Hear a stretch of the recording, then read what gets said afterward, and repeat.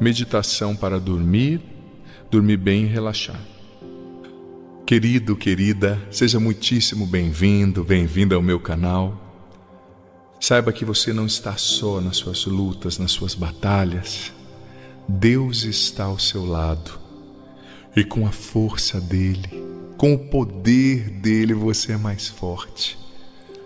Eu sei que não é fácil lidar com a insônia, com a mente acelerada, mas nesta meditação, para dormir bem, para desacelerar, o próprio Espírito Santo de Deus virá sobre você, sobre a sua mente, tirando toda a tensão, toda a agitação. Convido você a escrever também os seus pedidos, as suas intenções aqui nos comentários. Tomem sobre vocês o meu jugo e aprendam de mim, pois sou manso e humilde de coração, e vocês encontrarão descanso para as suas almas, pois o meu jugo é suave e o meu fardo é leve. Mateus 11, do 29 ao 30. Nesse momento de meditação, eu quero convidar você a procurar um lugar calmo, tranquilo, talvez no seu quarto, um lugar sem muitos ruídos. Se te ajudar, coloque um fone. E para começarmos essa meditação de desaceleração da mente para dormir bem, eu quero convidar você a, antes de tudo, fazer comigo esta oração. Repita depois de mim. Senhor Deus, eu te entrego toda a agitação da minha mente. Eu te entrego todas as dúvidas do meu coração, os meus medos, o meu cansaço, tudo que pesa sobre mim. Eu confio em Ti. Liberta-me de todo o mal, de tudo que me inquieta, que rouba a minha paz, e enche-me agora com o Teu Espírito. Eu confio em Ti. Amém. Procure agora um lugar calmo, com pouca luz, se possível uma luz amarela ou quase nada de luz. Se for possível você usar o fone, isso vai te ajudar. E nesse momento, eu te convido a fechar os seus olhos e a fazer uma viagem. Uma viagem para dentro de você, uma viagem acompanhado de Jesus. Para começar, eu convido você a fechar os seus olhos e a inspirar profundo, contando até 4, e depois expirar contando até 6. Você inspira pelo nariz e expira pela boca. Inspira contando até 4. 1, 2, 3, 4. Expira contando até 6. 1, 2, 3, 4, 5, 6. Mais uma vez, nós vamos fazer isso por 3 vezes. Vá tentando já, em meio a esse exercício de respiração, se esquecer das coisas que ficaram hoje no dia sem ser feitas. Foque-se aqui nesse momento. Inspira contando até 4 pelo nariz. 1, 2, 3, 4. Expira contando até 6. 1, 2, 3, 4, 5, 6. Lembrando que você sempre inspira pelo nariz e expira pela boca. Puxa o ar pelo nariz e solta pela boca. Inspira contando até 4. 1, 2, 3, 4. Expira, solte pela boca contando até 6. 1, 2, 3, 4, 5, 6. Inspira e expira, sem número, sem contar, só vai inspirando e expirando. Inspirando e expirando. Inspirando e expirando. O princípio dessa meditação é o estar presente agora. É o se conectar com seus próprios pensamentos, sentimentos, com o que está acontecendo no momento presente. Porque para Deus, tudo é um eterno presente. Não existe passado nem futuro. E você se conecta com Ele agora. Feche os seus olhos, mantenha os seus olhos fechados. E comece a observar agora os sons que estão à sua volta, se você consegue escutar algum som, talvez mesmo com um fone. Vá dizendo mentalmente quais sons que você identifica agora. Preste atenção nesse momento, nas sensações que você tem, as sensações do seu corpo. Talvez uma dor nas costas, um desassossego no intestino, uma dor no ombro, um cansaço na perna. Às vezes na agitação, na ansiedade, a gente nem se percebe, nem percebe o que está acontecendo com o nosso próprio corpo. Sente agora, observa suas sensações, observa os sons, observa também os seus pensamentos. Quais são os pensamentos que estão vindo na sua mente agora? Não brigue com seus pensamentos, só os reconheça, somente os reconheça.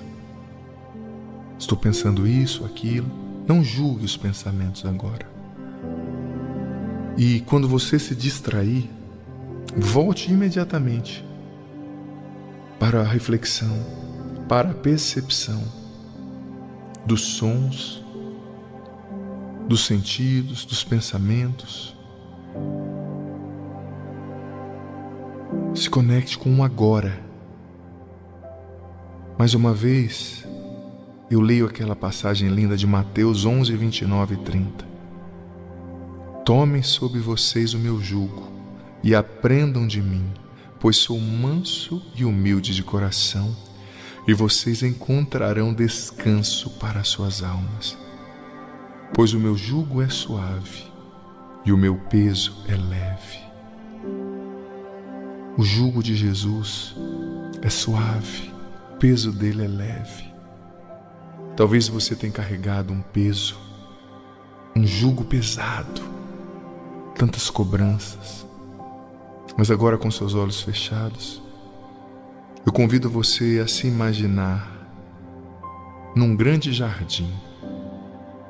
Foque a sua atenção, seu sentimento, seu pensamento, sua vontade nisso agora.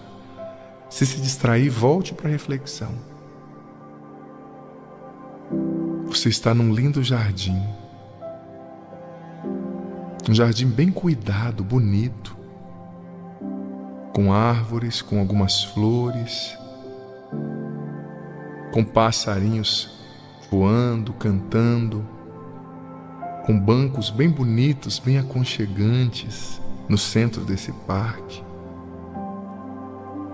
desse campo. E você vai andando calmamente por esse campo. Você vai ouvindo os passarinhos cantando, Você vai vendo a cor da grama tão verdinha, tão bonita. Você vai vendo uma flor amarela, outra flor mais violeta, outra rosa vermelha. Você vai sentindo o vento agora, batendo no seu rosto, no seu cabelo, na sua pele. Você ouve os passarinhos cantando. Você começa a sentir uma paz muito grande, uma quietude. Não tem ninguém cobrando você de nada. Você não precisa entregar nenhum resultado agora. Você está livre. Você não está sendo julgado por ninguém, julgada por ninguém. E você vai andando por esse campo, por esse parque, livre, um vento bem suave, bem gostoso. De repente você se senta em um desses bancos que está no centro desse campo, desse parque, um banco aconchegante, meio rústico. Você se senta, mas quando você se senta, você percebe que na ponta desse banco já tem alguém sentado. Quando você se vira e olha, você vê o olhar penetrante de Jesus. É Jesus que está ali. E ele chega mais perto de você, te olha com muito amor, com muita misericórdia, com muita compaixão, sem te julgar, sem te condenar, sem apontar o dedo para nenhum erro. Quanta paz vem desse olhar de Jesus. Quanta quietude vem desse sorriso. Quanta alegria vem dessa presença. Ele não está te condenando por seus pecados. Ele não está te reprovando por nada nesse momento. Ele só te olha com amor. Esse olhar de Jesus vai curando tanta coisa dentro de você. Jesus te diz: eu sei, meu filho, o que você tem passado. Eu sei, minha filha, o que você tem enfrentado. Eu tenho caminhado contigo todos os dias. Eu sei das cobranças. Eu sei dos fardos. Eu sei dos julgamentos, do cansaço, das imposições. Eu amo você. Eu sou o teu Senhor. Eu te dou o meu descanso, diz o Senhor. Você pode descansar em mim. E o seu coração começa a ficar muito emocionado, muito feliz. Jesus olhando para você, você nunca esperava ser amado tanto por alguém na vida. Esse amor dele vai penetrando os seus ossos. Talvez você que sofreu um abuso na sua infância, que nunca recebeu um elogio do pai, da mãe, ou que perdeu o pai e a mãe tão novo, tão nova. Esse amor de Jesus sem julgamento está curando você agora, está restaurando o seu coração. E de repente Jesus te convida a se inclinar e a deitar no colo dele. E você mansamente vai deitando no colo do Senhor. E uma paz imensa começa a invadir o seu coração. Uma paz profunda começa a invadir você de dentro para fora. E o Senhor começa a passar a mão na sua cabeça. E você sente até uma vontade de chorar, mas é um choro de alegria, é um choro de desabafo. O Senhor te diz: você achava que você estava só, mas você nunca esteve só. Eu te amo. E Jesus agora põe a mão fixamente na sua cabeça. Respira fundo. Vai entregando agora. Entregue a sua resistência. Talvez você está ainda com o ombro levantado, tenso. Vá relaxando os seus ombros. Vá relaxando a sua nuca, sua cabeça. Vá relaxando agora os braços, as mãos. Vá relaxando a região do estômago, do abdômen. Vá relaxando as pernas. Vá relaxando o seu corpo, se entregando. A mão de Jesus está sobre a sua cabeça e você reclinado no colo dele. O Espírito Santo vem sobre você agora. Vem, Espírito Santo, batizar e encher esta pessoa, este filho, esta filha. Vem curar profundamente suas memórias, seu coração, seus pensamentos. Vem curar da falta de amor, de aceitação. Vem, Espírito Santo, trazer quietude para essa alma, para essa mente, para essas emoções, para esse corpo. Vem curar, vem libertar. E quando Jesus coloca a mão sobre a sua mente, Ele está com a mão fixa sobre a sua mente. Sua mente vai se acalmando. E você começa a ouvir o barulho da sua respiração. Você agora está sentindo a vibração do seu peito respirando. Você está sentindo o ar passando pela sua garganta, seu peito, pelo nariz. Você está sentindo agora a sua respiração.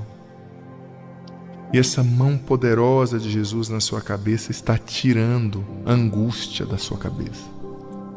Está tirando o excesso de pensamento e está enchendo a sua mente de paz. Muita paz. Muita quietude. E você se sente agora profundamente amado, amada. Você se sente agora acolhido, acolhida. E o Senhor mais uma vez começa a acariciar sua mente, sua cabeça. E você sente até vontade de chorar. Você tem vivido batalhas muito grandes.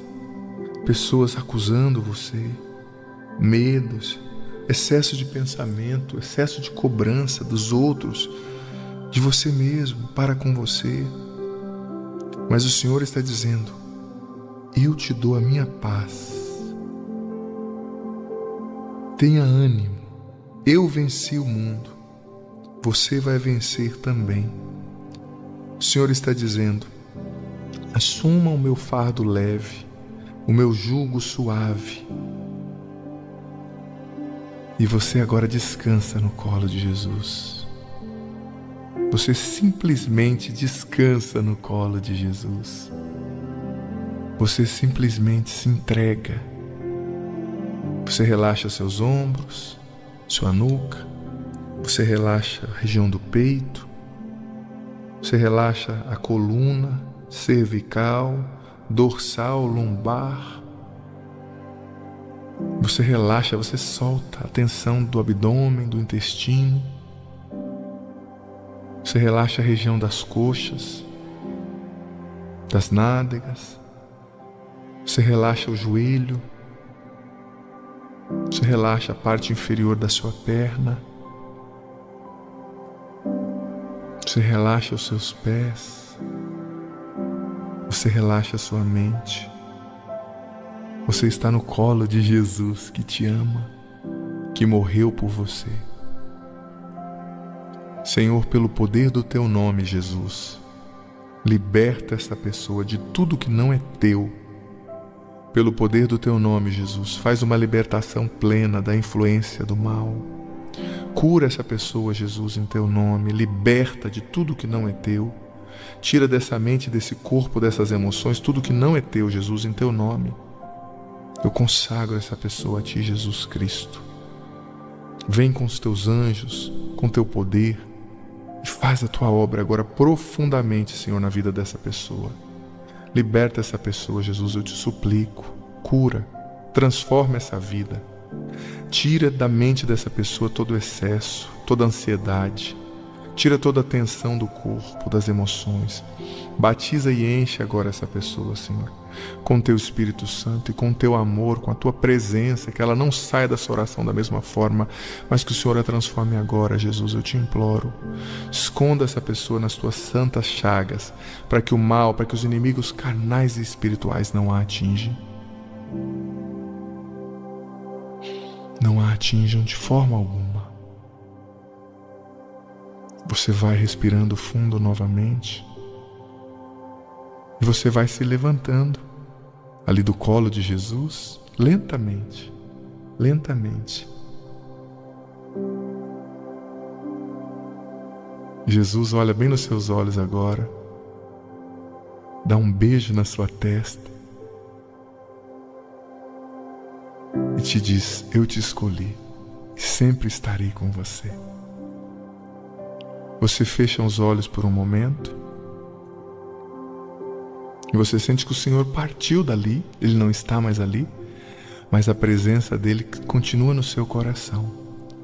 E com os olhos fechados ali nesse jardim, você vai inspirar 4 vezes pelo nariz, puxar o ar e expirar 6 vezes pela boca. Nós vamos fazer isso 3 vezes novamente, caminhando para o fim da nossa meditação, para dormir bem e relaxar. Inspira pelo nariz. 1, 2, 3, 4. Expira, solta o ar pela boca. 1, 2, 3, 4, 5, 6. Uma vez mais.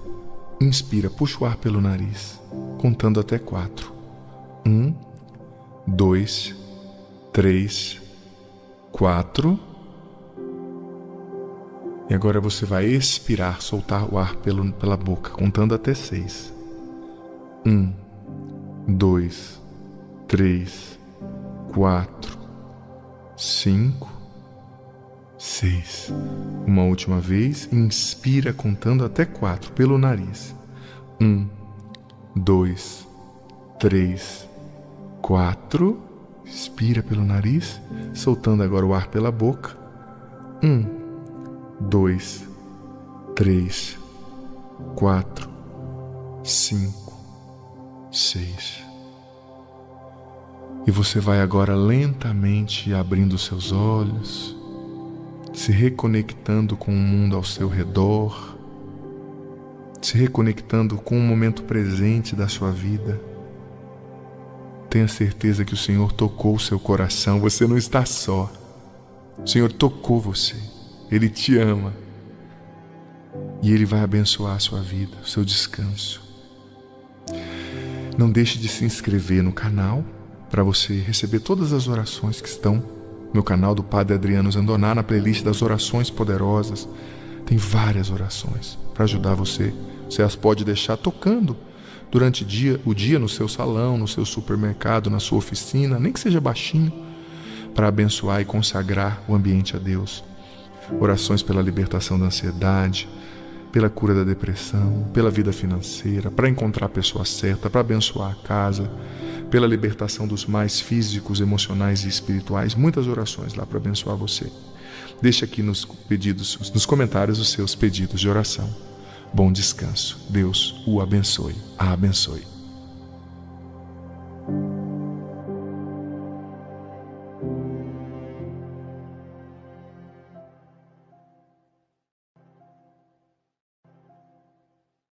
Santo nos batiza, nos enche, nos inspira nesse momento de reflexão. Me inspira, Espírito Santo. Te entrego minha voz, todo o meu ser. Vem falar através de mim, venha nos conduzir nessa manhã.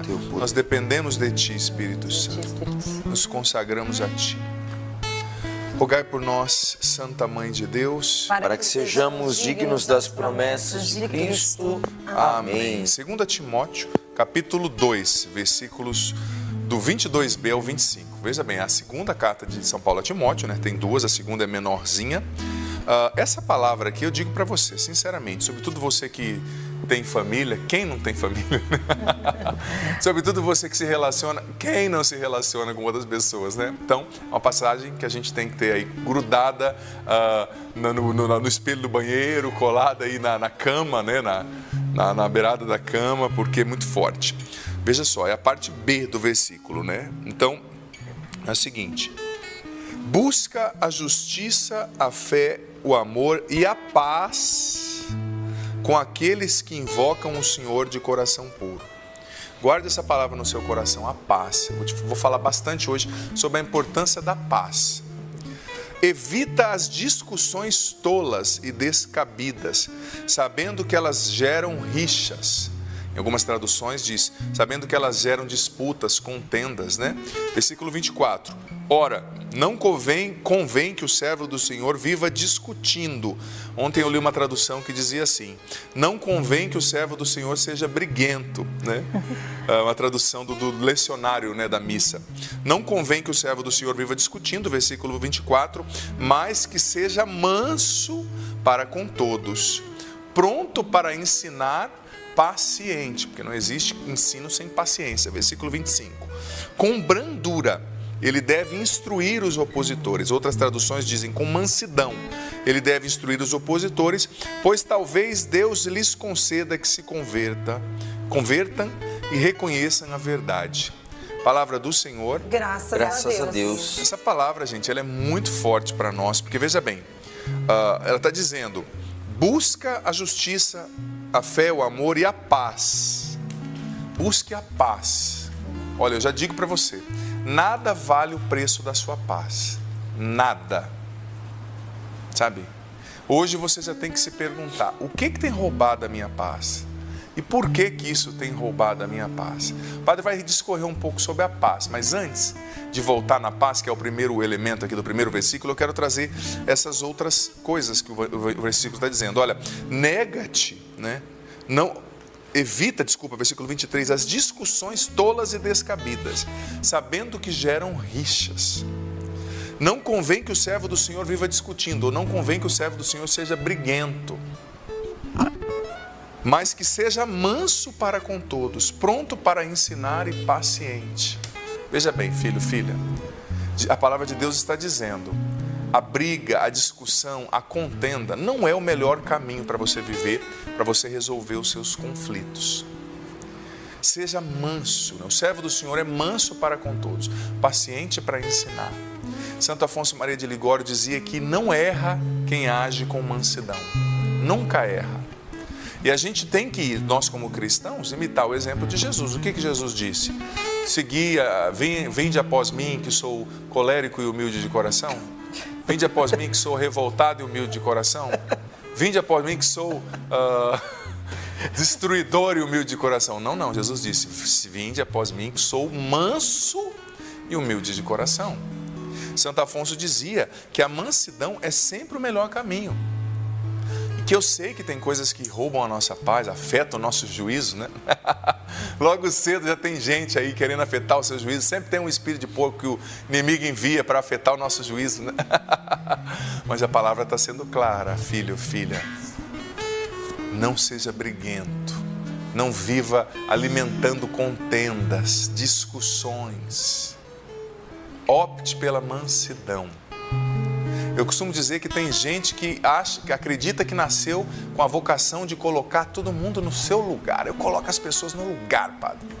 Cuidado, porque você nunca está vendo o quadro todo, né? Deus vê. Às vezes você acha que você está colocando a pessoa no lugar, mas você está atrapalhando o processo de crescimento, de conversão, de transformação que Deus está fazendo naquela pessoa. Entre você no seu lugar, né? Entre eu no meu lugar, buscando a minha conversão, que eu já vou estar fazendo um grande favor para o mundo, né? E é claro, existem situações nas quais você tem que corrigir, talvez um filho, um subordinado no seu trabalho, né? Mas o faça com mansidão.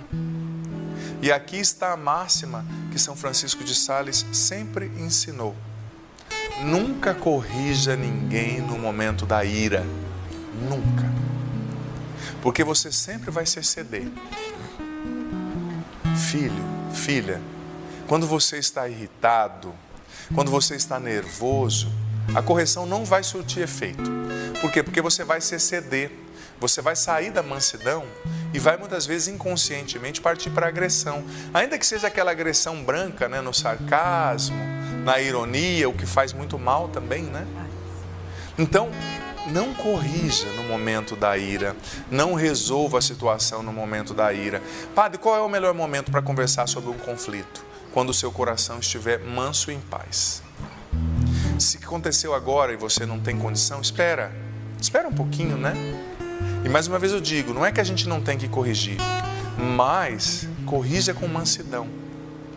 E revisite hoje as suas atitudes, as suas palavras com relação àqueles que convivem com você. Porque às vezes você, filha, casada, padre, meu marido não me dá atenção, mas talvez você não percebeu que você não está falando com ele com mansidão, você está sempre dando ordens, você está sempre só cobrando, né? Então como é que você vai exigir uma coisa se você não está agindo com mansidão? Lembre-se do que nós lemos aqui, o servo do Senhor não é briguento, ele age com mansidão, ele não é barraqueiro, tá? Tem gente que tem a tendência a ser barraqueiro, tudo a pessoa faz um escândalo, né? Esse não é o jeito de Deus de resolver as coisas. Padre, mas eu sou assim, minha mãe era assim, minha avó era assim. Quando Cristo entra na sua vida, na minha vida, Ele nos convida a ser melhores. A gente não tem que reproduzir os padrões que não são bons, né? Os erros. Ele te chama, filho, com todo respeito à sua história, filha, a ser melhor, né? Seja mansa na maneira como você fala com seu marido, na maneira como você fala com a sua esposa, filho, na maneira como você corrige os seus filhos. Mas esse menino é impossível, padre, eu sei, mas não vai surtir efeito, você vai se ceder e depois vai ficar se culpando, eu bati, eu fiz o que eu não devia, né? E para você que está sempre irritado, porque tem gente que já acorda irritado, né? Peça ao Senhor hoje, Jesus, me dá um coração como o teu. Tem pessoas que têm um temperamento bem colérico mesmo, né? Que pode ser canalizado para coisas muito boas, né? Mas peça ao Senhor, Senhor, me dá um coração manso como o teu. E não viva essas disputas dentro de casa. Quantas pessoas, famílias nas quais a nora disputa com a sogra disputa com a nora, e os cunhados, os irmãos disputando, esse não é o jeito de Deus. Ah, padre, eu sou assim mesmo, eu tenho que resolver o problema. Eu te faço uma pergunta, às vezes que você agiu sem mansidão, com ira, com agressão, resolveu mesmo o problema? Olha para a sua história, seja honesta agora. Às vezes que você xingou o seu cunhado e falou todas as verdades, resolveu o problema? A família ficou em paz? Tudo foi para frente? Eu tenho certeza que não, gente. Porque a agressão gera agressão, violência gera violência, mas quando você é manso, você dá um step back, você dá um passo para trás e deixa Deus ser Deus, né? Você deixa Deus entrar na situação, você deixa Deus agir na situação, sabe? Então, primeira parte, sobre a mansidão. Agora eu quero centrar bastante a minha reflexão sobre a paz, né? Você viu que o primeiro versículo que o padre leu dizia, buscai a paz com todos. Gente, a paz é algo muito importante. Porque quando você perde a paz, uma pessoa irritada, por exemplo, nunca é uma pessoa sábia. Uma pessoa irritada, na irritação você não tem sabedoria.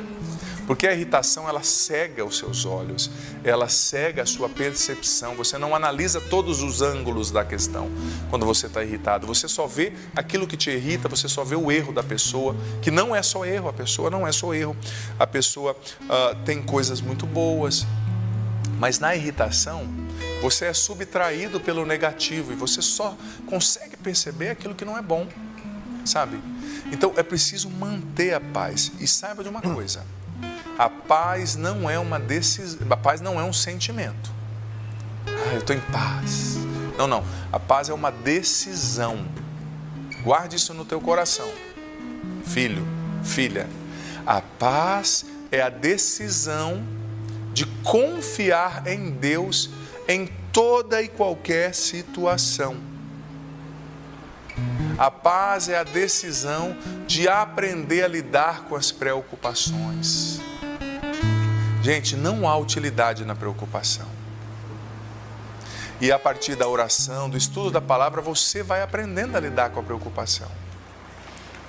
Porque a preocupação não resolve o problema, ela só esgota você e rouba a sua energia. Eu gosto daquela imagem que preocupação é como quando você passa um dia numa cadeira de balanço. Você se move o dia inteiro, mas não sai do lugar. Já fez a experiência de ficar numa cadeira de balanço? Os mais novinhos que não sabem o que é isso, o tio explica, tá? Era uma cadeira que ficava assim balançando. Hoje em dia não vê mais, a gurizada não vê mais, né? Ficava balançando. É muito gostoso. Você fica ali por uns 15 minutos, né? Mas você ficar o dia inteiro numa cadeira de balanço, você está movendo, está gastando um pouco de energia, mas você não sai do lugar. A preocupação é isso, né? A preocupação vai roubando a nossa energia. E a preocupação é a principal inimiga da nossa paz. Porque a preocupação, ela rouba a sua paz. Ela vai roubando a sua quietude de alma. E, ai padre, eu não tenho paz porque eu tenho muito problema. Filho, filha, aí que você se engana. A virtude está em saber manter a paz do coração, mesmo em meio aos problemas. Se você olha o livro do Êxodo, por exemplo, o pior momento da vida do povo de Israel e de Moisés foi quando eles estavam encurralados entre o exército do faraó e o Mar Vermelho. Que situação horrível! Um mar de um lado e um exército sedento de te matar, né, de te destruir, forte, o maior exército da época, vindo para te perseguir. Mas o que Deus disse a Moisés naquele momento? Você e o povo, fiquem em paz, e eu combaterei por vós. Está lá no livro do Êxodo, capítulo 20. Fiquem em paz, que eu combaterei por vós. Diante da maior tempestade da sua vida, o que você pode fazer é manter a sua paz e deixar Deus combater por você. Claro, fazendo o que só você pode fazer, mas confiando em Deus, mantendo o foco em Deus. E você pode se perguntar hoje, o que rouba a sua paz? O que tem minado a sua paz? É a preocupação? Tem gente que tem a tendência a ser muito exagerada na preocupação, né? Às vezes o filho vai fazer uma viagem, ai, cuidado filho, você vai perto do rio, pode cair um jacaré, pode vir te engolir. Meu Deus do céu, né? Relaxa. E se tiver acontecido uma coisa ruim, gente, vai acontecer. Um acidente, às vezes acontece.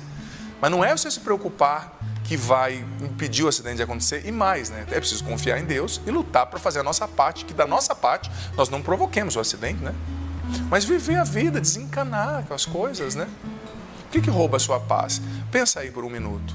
Eu percebo, por exemplo, que quando eu estou muito apressado, eu perco a paz. Então eu tenho percebido que eu tenho que dar uma segurada, né?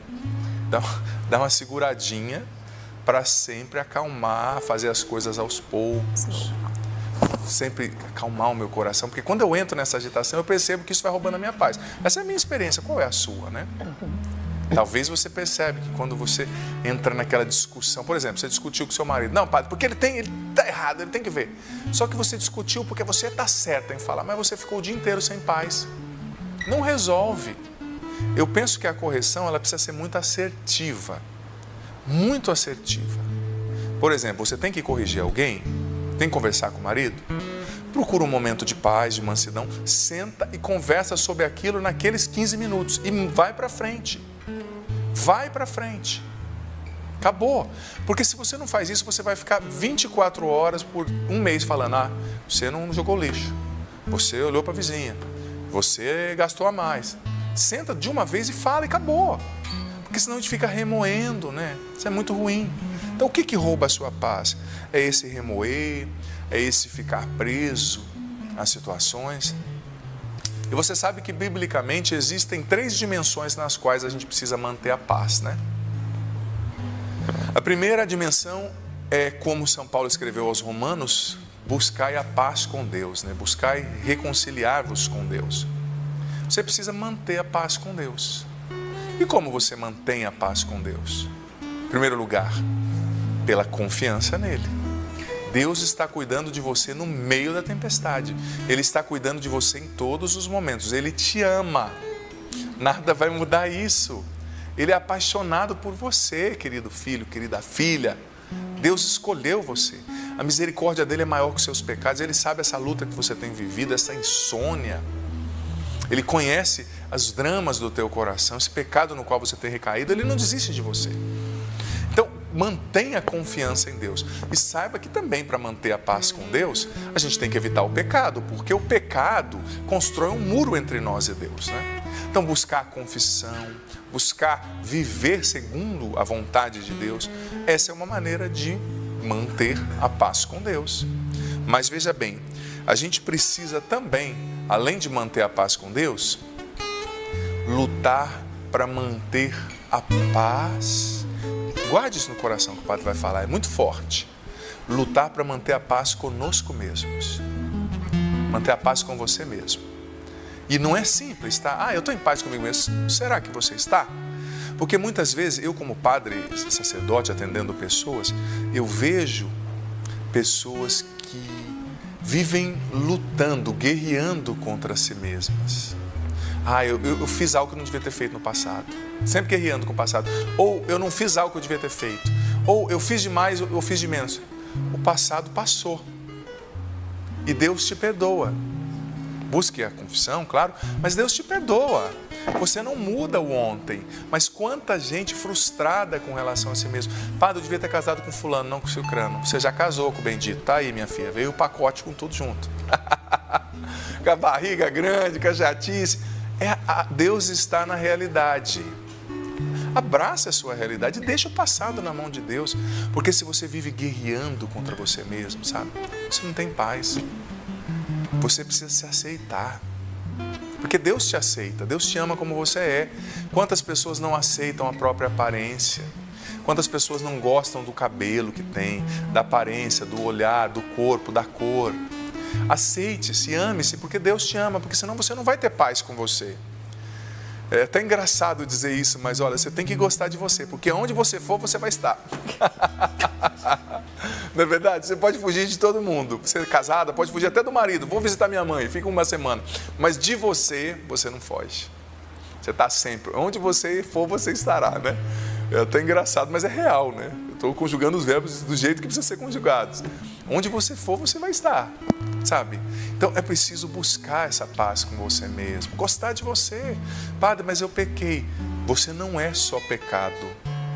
E não se esqueça que o seu pecado, a sua fragilidade é uma gota. A misericórdia de Deus é um mar. Deixa esse mar dissolver essa gotinha da sua fragilidade. Porque tem pessoas que têm um senso de perfeccionismo muito grande. No fundo, às vezes até motivado pelo orgulho, né? A pessoa diz, eu não posso errar. Onde já se viu eu errar? Aí ela erra, e às vezes a dor dela não é nem por ter ofendido a Deus, mas é por ter ferido esse senso de perfeccionismo, né? E ela quer se punir inconscientemente por não ter sido perfeita. Mas alto lá, pega leve com você mesmo, com você mesma, vive a paz com você e trabalhe, filho, filha, para se perdoar em Deus. Não é somente algo que você faz, é algo que você faz no Espírito Santo, né? A cura interior é tão importante nesse sentido. Eu preguei há poucos dias atrás, acampamento Curados para Amar aqui, né? Falando da cura interior, é tão importante. Esses dias eu fiz até uma série de vídeos no meu canal no YouTube sobre isso. A importância de se ver como Deus te vê, né? Se enxergar como Deus te enxerga, para começar a se ver como um filho amado. Você não joga fora um filho porque ele fez uma bagunça. Você não joga na patente da descarga, Deus não defenda, né? Porque ele quebrou um copo. Não, não. Deus também não age assim com você. Então mantenha a paz com você. E a terceira dimensão, mantenha a paz com os outros. É desafiante essa, não é? Todas são, óbvio, mas essa às vezes é um calcanhar, é o nosso calcanhar de Aquiles ali, né? Como diz a mitologia grega, porque é difícil manter a paz com os outros. Talvez você trabalhe num ambiente carregado, né? Talvez a sua família muitas vezes se torna pesada, você se convive com alguém que critica muito, né? Alguém que fala alto com você, alguém que está sempre ressaltando as suas falhas, é difícil. Mas mantenha a sua paz com os outros. Gente, a paz é um dom muito precioso e a gente tem que se esforçar para mantê-la. Porque uma alma sem paz e um coração sem paz produz menos, reza mal, dorme mal, desconta na comida ou em outras coisas, né? Quantas pessoas bebem demais porque estão sem paz e descontando na bebida, na comida, né? E como fazer para manter a paz com todo mundo? Uma coisa que eu tenho aprendido. Se você quer manter a paz com as pessoas, em primeiro lugar, aprenda a dar a sua opinião de forma restrita e sábia, discreta. Não é tudo que você pensa das pessoas que você tem que falar. Tem gente que acha que tem que corrigir o mundo, né? Corrige-te a ti mesmo, como dizia Aristóteles, né? E estarás fazendo um grande favor para o mundo. Dê a sua opinião de forma restrita. Porque é bem verdade que a maioria das pessoas que pedem a nossa opinião, elas não querem saber a nossa opinião. Elas querem que nós concordemos com elas. Sabe? A maioria das pessoas te pergunta como é que está meu cabelo. Ela não vai mudar o cabelo dela. Ela só quer que você fale, tá lindo, meu amor. Né? Então, Não é que você vai ficar armado ou vai ser desonesto. Não é isso. Mas aprenda a ser discreto, guarda a sua opinião para você e fale quando for necessário. Mas coloque a sua opinião de forma restrita, de forma sábia, né? Não é tudo que você acha que você tem que falar. Porque tem gente que é assim também. Esses dias uma pessoa falou assim: ai, padre, eu fico irritado, falo tudo com a minha esposa e logo depois eu tô bem, eu tenho que falar. Eu falo: você tá bem, mas você deixou ela mal, né? Tudo bem, tem gente que fala assim: eu tenho que falar, eu tenho que resolver, eu falo o que eu penso. Tudo bem, você fala o que você pensa, você resolve no teu coração, mas machuca 15 pessoas, né? E depois de um mês você fala: ah, fulano me tratou mal, não sei por quê, porque você está batendo nele todo dia, né? Ficando bem, à custa de tornar o outro mal. Então a mansidão cabe aqui, e a paz, né? E também a paciência, né? Você viu que a palavra falava, né? Seja paciente no ensinar. Sobretudo quem ensina, né? Um pai, uma mãe, um padre. Eu lembro quando eu estava aprendendo a dirigir, quando eu estava ensinando também uma amiga a dirigir, como você tem que ter paciência, né? Para ensinar a pessoa a dirigir. Às vezes eu falava para a menina, pisa na embreagem, ela pisava no freio. Às vezes eu falava, pisa no freio, pisava no acelerador. Graças a Deus que era um campo, né? Isso há muito tempo atrás, né? Um campo aberto, não era nem da Canção Nova ainda. Eu falei, que bom, né? Só tinha pé de soja. Eu falei, pode atropelar o soja tudo, depois tá, gente. Eu faço aqui, ó, o velório dos benditos. Mas imagina, né? Tem que ter paciência. Você ensinando um filho, tem que ter paciência. E o filho é interessante, eu tenho observado, né? O pai e a mãe estão batendo numa tecla, batendo, parece que não entra na cabeça. De repente faz assim, ó. O que você ensinou entra e ele vai absorver. E claro, ele vai dar a resposta do jeito dele, né? Com o temperamento dele, com a geração dele, a faixa etária dele que é outra, né? Não é a sua, mas funciona. A educação é algo que funciona. Mas é algo que é preciso ser repetido, né?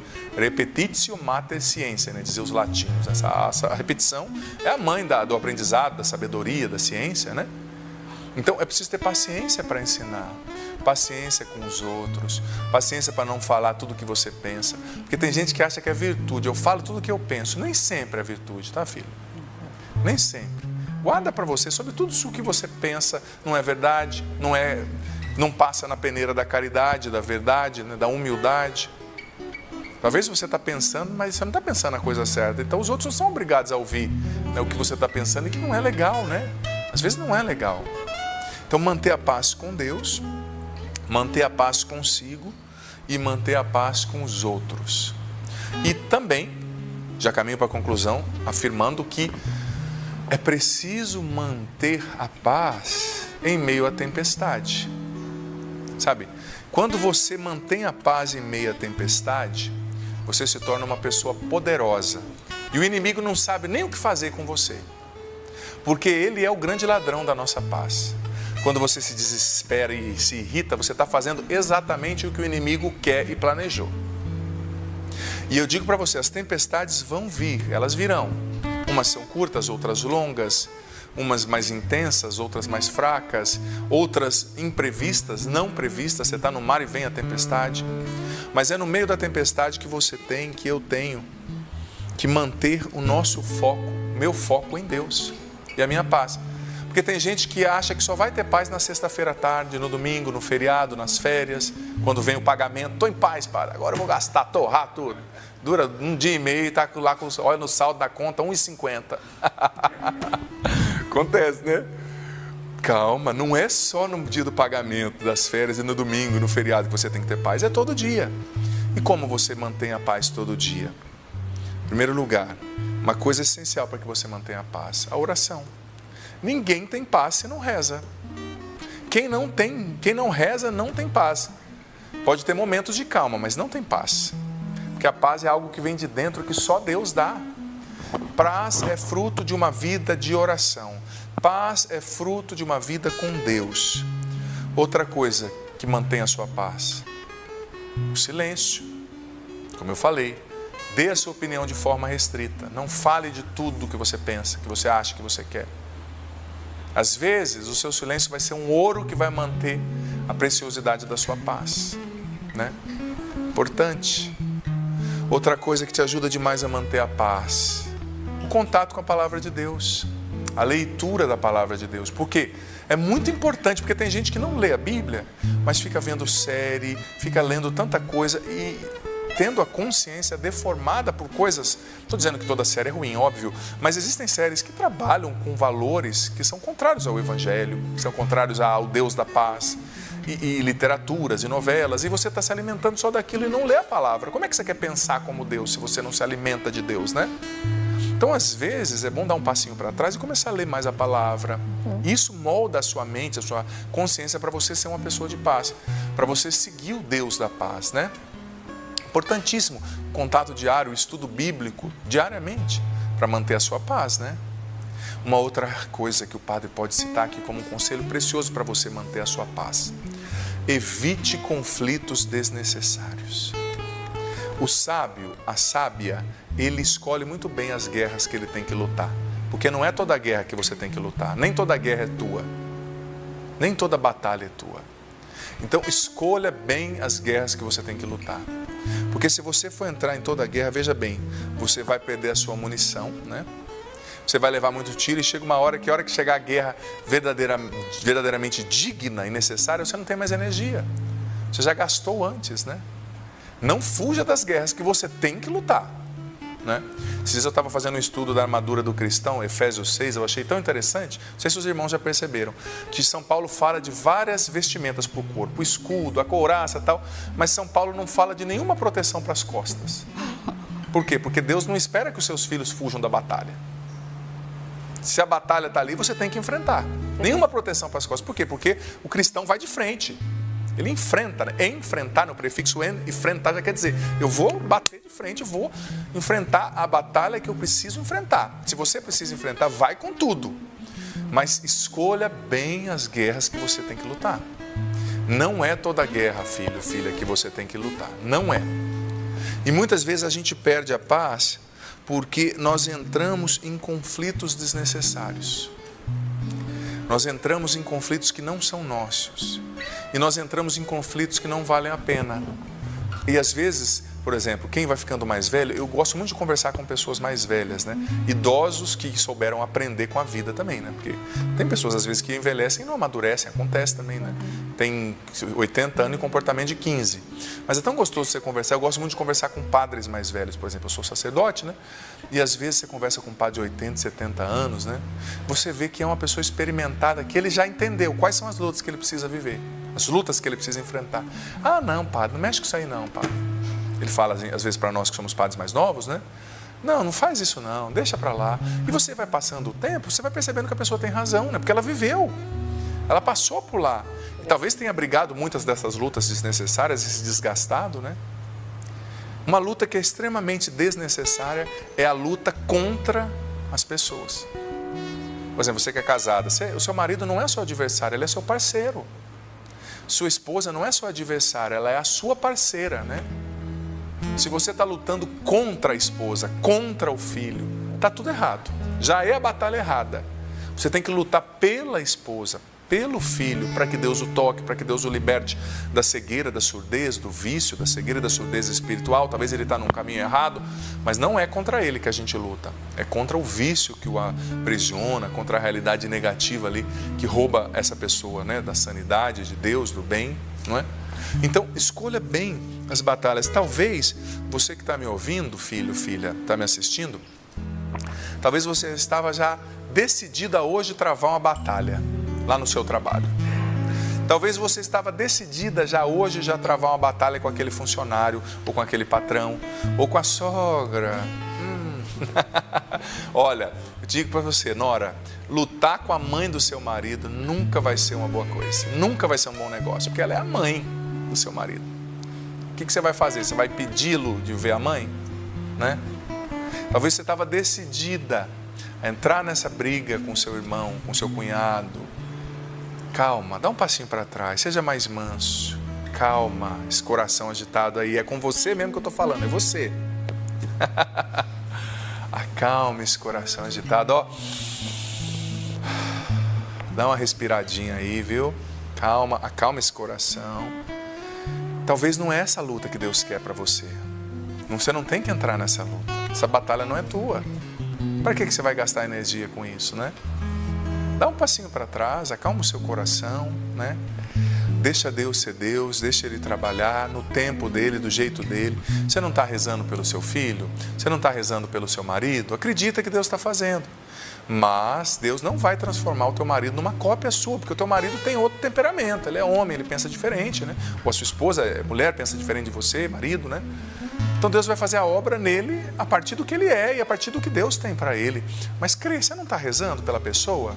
Calma esse coração agitado e confia, Deus está fazendo a obra. No tempo de Deus e no tempo da pessoa, né? Então acalma esse coração agitado. Confia em Deus e mantenha a sua paz e a mansidão, porque é assim que você vai deixar espaço para o Senhor agir. Senhor, muito obrigado por essa palavra tão abençoada nessa manhã. Muito obrigado porque essa palavra, Senhor, tem sido direção, já está sendo direção, já é direção para muitas pessoas nessa manhã. Obrigado porque o Senhor está desarmando muitos corações. A imagem que me vinha era de uma bomba relógio sendo desarmada. E eu sinto que é isso, que o Senhor está com o Espírito Santo nessa manhã, está desarmando muitos corações que estavam sem paz. Corações dispostos a assumirem guerras erradas, batalhas que não eram suas. Corações agitados, apressados, sem paz. O Senhor está desarmando esse coração, que era uma bomba relógio. O Senhor também está tocando na mente de muitas pessoas, acalmando muitas mentes agitadas, ansiosas. Essa agitação, essa pressa estava confundindo seus pensamentos, suas emoções. O Espírito Santo está acalmando sua mente, suas emoções agora. Eu sinto o Senhor curando uma pessoa que você teve uma briga muito forte com a sua cunhada, chegou até a ter agressão. O Senhor está curando e acalmando o seu coração e a partir de hoje o Senhor te pede, reze por essa cunhada e deixe eu fazer a obra. Tire essa maldade, essa mágoa do seu coração. O Senhor também está curando pessoas que quando crianças apanharam muito dos pais, sofreram abusos, viram pais e mães brigando, às vezes até fisicamente se atingindo, agressivamente se batendo, e você internalizou isso quando criança e cresceu com esse padrão de comportamento. Desculpa a palavra, mas com sinceridade e caridade eu digo, você cresceu com esse padrão de comportamento estúpido, machucando as pessoas, falando sempre coisas ruins, mas o Senhor está tocando o teu coração, acalmando você, desarmando esse comportamento estúpido e agressivo dentro de você. Pessoas estão sendo despertadas de um sono espiritual agora. Eu sinto o Senhor curando pessoas que viram coisas muito difíceis na sua história e se tornaram muito defensivas, muito maliciosas, muito negativas. O Senhor está curando o teu coração, você que viu essa pessoa morrer, você que presenciou um estupro, presenciou um estupro, presenciou um estupro, presenciou um estupro.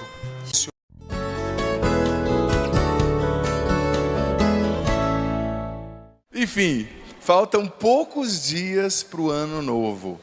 E o que eu acho bonito desta época, meu querido filho, querida filha aqui que nos acompanha, é que algo parece que acontece dentro de nós nessa época.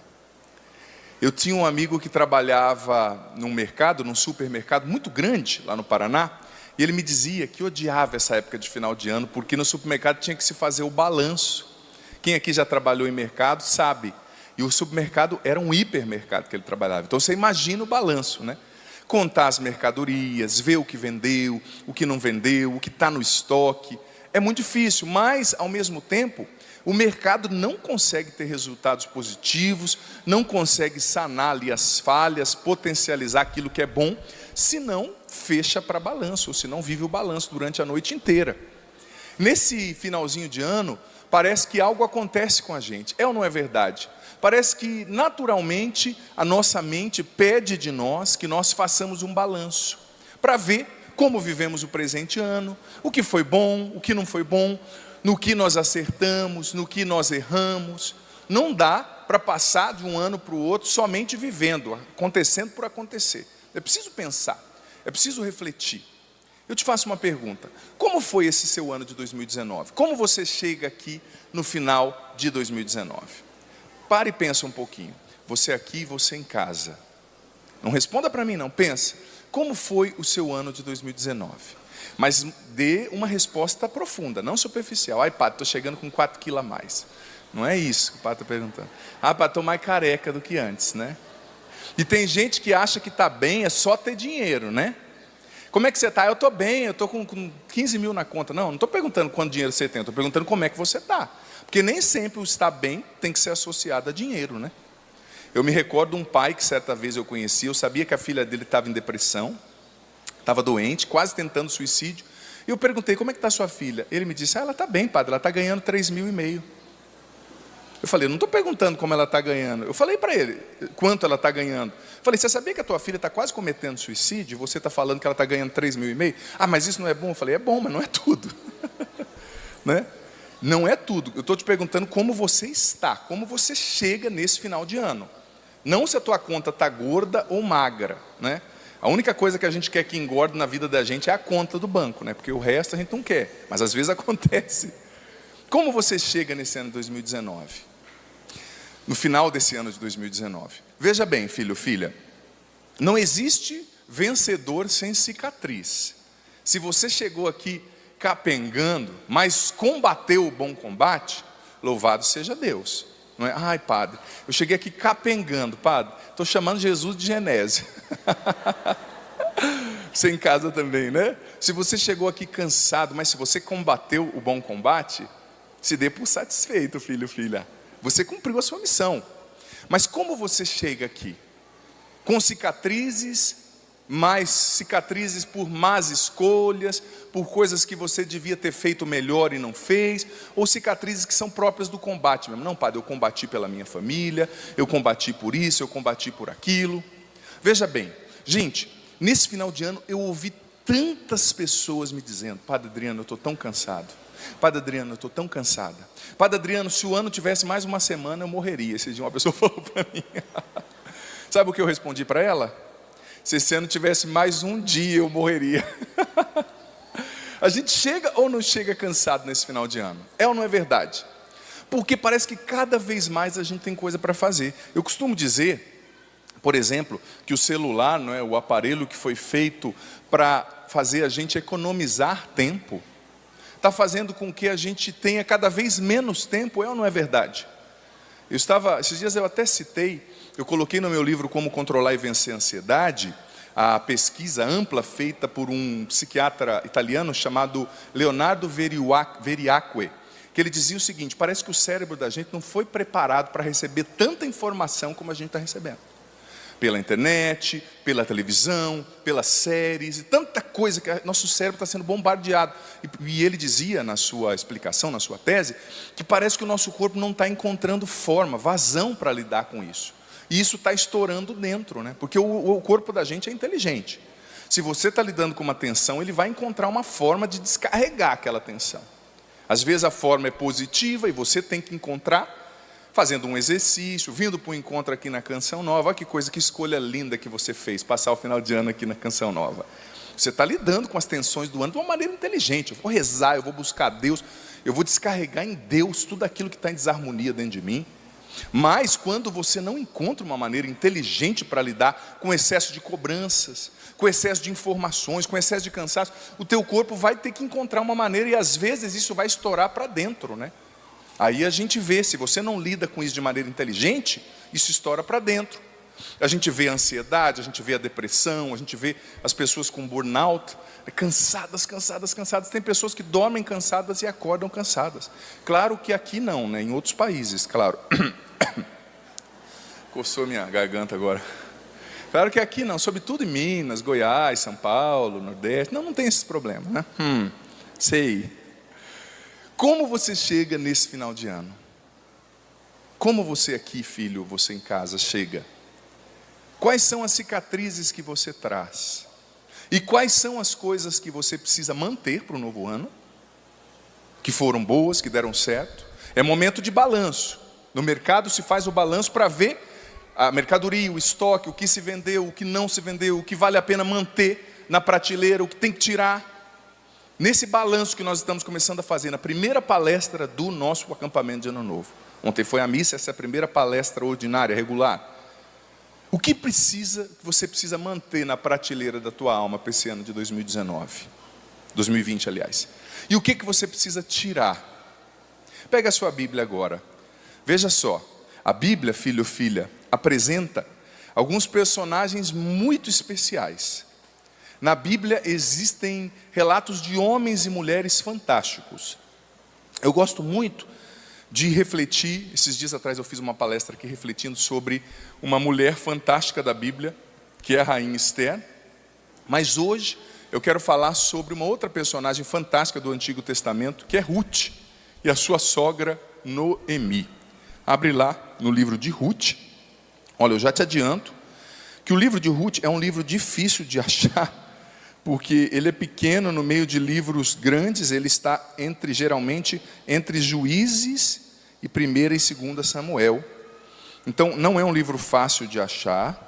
Você vai abrir aí, livro de Ruth. Mas antes de ler, eu não sei nem se eu vou ler, porque esses livros são construídos, tipo Ruth, Esther, sob a forma de uma novela, né? Um pequeno drama antigo, do modelo do Antigo Testamento. E às vezes é difícil a gente ler, porque você tem que ler 3 capítulos, né? Então às vezes é melhor explicar a trama. Quem aqui já ouviu falar da história de Ruth? Levanta a mão. Ah, que coisa boa. Está melhor que ontem na missa, hein? Ontem eu perguntei quem que conhecia a história de São João. 3 pessoas levantaram a mão. Aí eu pisquei para o cinegrafista: não filma, pelo amor de Deus, né? Senão vai ver aquela multidão de conhecedores da Bíblia, né? Gente, Ruth é uma pessoa muito especial, que nos ensina muito. Veja bem, você sabe que na história de Ruth foi mais ou menos assim. A sua sogra Noemi era judia, vivia em Belém com seu marido. E Belém, na Judeia, né? Ali era uma região onde tinha basicamente judeus, o povo que guardava a lei, a aliança, fiel às profecias, às promessas feitas aos antepassados, Abraão, Isaac, Jacó. Só que de repente, na terra de Belém, começou uma grande fome, carestia tremenda, não tinha comida. E eles mudaram para a cidade de Moabe, que era uma cidade depois do Mar Morto ali, onde hoje é a Jordânia, que era uma cidade pagã, que adoravam deuses pagãos. O principal deus era Queston ou Quesron, que eles adoravam. Mas Noemi teve que mudar para lá com o marido. Tinha 2 filhos. E para o judeu naquela época era proibido casar com uma pagã, porque eles queriam manter os costumes, a fidelidade a Deus. Porque as mulheres daquela região adoravam outros deuses, não Deus vivo, não o Deus da aliança. Mas, sabe como é que é? Vai para uma terra estrangeira, os filhos acabam absorvendo um pouco aquela cultura. E os 2 filhos dela casaram com 2 moabitas, ou seja, 2 pagãs, 2 mulheres que não eram do povo de Deus, Ruth e Orfa. Só que o que acontece? Lá tinha comida, tinha trabalho, tinha tudo de bom naquela terra. Contudo, coisas muito ruins começaram a acontecer na vida de Noemi, na família dela. Primeiro, ela ficou viúva, o marido morreu. E naquela época era uma sociedade muito machista, então uma mulher viúva era muito difícil, né? Ela se sentia muito desamparada, desprotegida. Mas ela ainda tinha os 2 filhos, as 2 noras ali pertinho, as famílias cresciam juntas. Mas depois de alguns anos, os 2 filhos morreram. Imagina a dor no coração dessa mãe, da Noemi. A única que sobrou. Os 2 filhos morreram, o marido morreu. E ela decidiu: olha, já que toda a minha posteridade morreu, eu vou voltar para a minha terra, Belém. Só que ela estava sozinha, Noemi. Era uma senhora já de idade, não tinha ninguém por ela. O normal daquela época era que as noras a acompanhassem para cuidar dela. Você vê isso em Ruth, capítulo 1, a partir do versículo 7 seguintes. Mas ela disse assim: olha para as noras, vocês devem ficar, aqui é a terra de vocês, né? Os pais de vocês estão aqui. Mas sabe quando a pessoa diz por dizer, né? Como quando a tua sogra faz aquele almoço e diz assim: eu nem acertei tanto hoje. Esperando que você fale: não, sogrinha, está maravilhoso. E às vezes você não entende e fala: é mesmo, está faltando sal. Nossa, vai dormir com os cachorros, meu filho. Você está perdido. Mas Noemi falou mais ou menos assim: não, vocês não precisam ir comigo. Mas Noemi, no fundo, como era o costume daquela época, estava esperando. Por quê? Porque ela era sozinha, era viúva, era uma pessoa idosa, ela não podia trabalhar, ela não ia conseguir ter filhos, casar de novo. E Orfa, uma das noras, falou: tá bom, eu vou embora então para adorar os meus deuses, ou seja, abandonar, porque ela tinha se convertido por causa dos maridos ao Deus verdadeiro, ao Deus único. Vou voltar para a minha terra. E Ruth falou: não, eu vou com você onde você for, porque afinal, né, você é uma idosa, eu preciso cuidar de você. E com certeza Noemi se sentiu traída pela sua nora. Com certeza Noemi sentiu assim: nossa, você é egoísta, hein? Você só pensa em você. Nós somos uma família, porque naquela época era muito comum esse costume. Hoje, infelizmente, se mudou muito, né? Não tem mais aquele senso de pertença como se tinha, o senso de família. Mesmo ela não sendo filha, elas eram uma família ali, depois que a menina casou, nos padrões daquela época. Mas Orfa decidiu: eu vou ficar então, você vai embora. E com certeza Noemi se sentiu desapontada, gente. Mas sabe o que Noemi fez? Deu um beijo de adeus em Orfa, falou: vai com Deus, e seguiu o seu caminho.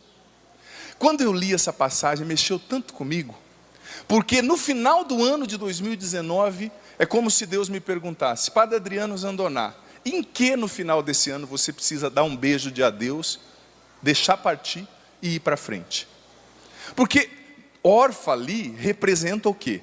Os sonhos quebrados, as frustrações, aquilo que não deu certo, as pessoas que você perdeu, as traições que você sofreu, os medos, a culpa, a inferioridade, as rejeições, as derrotas.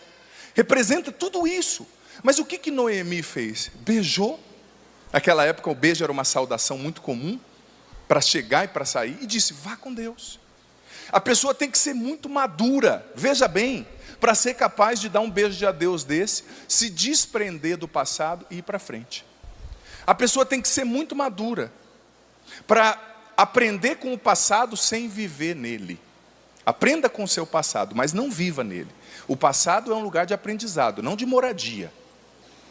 É um lugar que você tem que ir lá para aprender, mas não fica lá. Sabe? Noemi simplesmente deu um beijo de adeus e falou: vai, segue o teu caminho.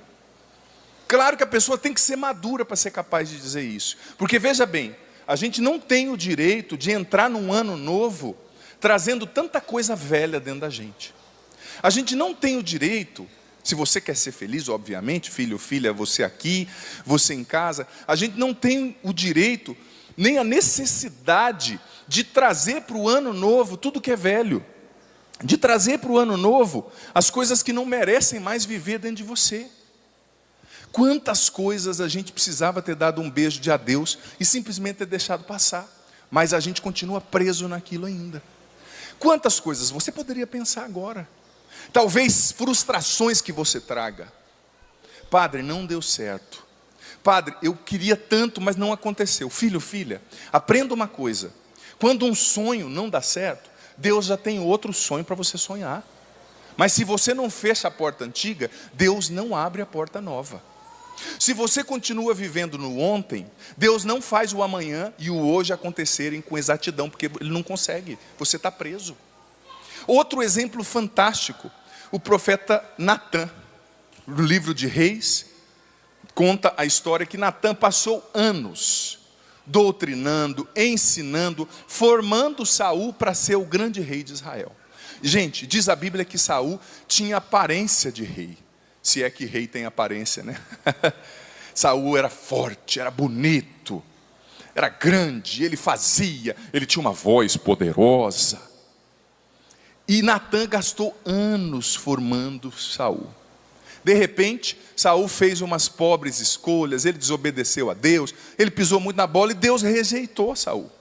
Só que aquilo para o profeta Natã representava uma derrota muito grande. Sabe quando você coloca todos os seus esforços num projeto?